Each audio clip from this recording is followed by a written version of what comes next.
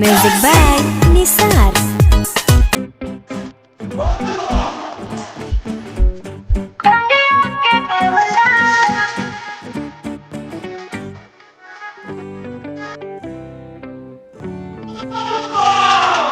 कड़क धूप चढ़े बढ़े पियास हो, बैठी कैलाश पर बनी उपास हो। गंगा बोली ना जी। हाँ हाँ, कड़क धूप चढ़े बढ़े पियास हो, बैठी कैलाश पर बनी हम उपास हो। मारी खराई बारा दस नहीं हो आवना पीस के पिया दी, भोला भंगिया के गोला। आवना पीस के पिया दी, भोला भंगिया के गोला।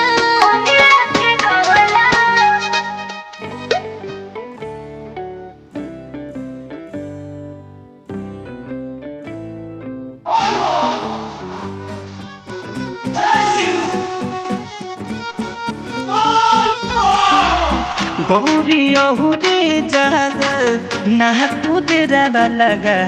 अच्छा ठीक है बा।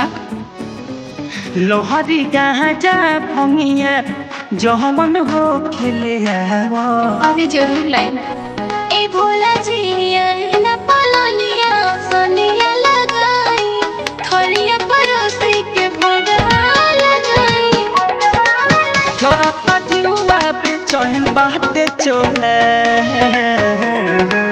आवना पीस के पिया दी, भोला भंगिया के गोला। आवना पीस के पिया दी, भोला भंगिया के गोला।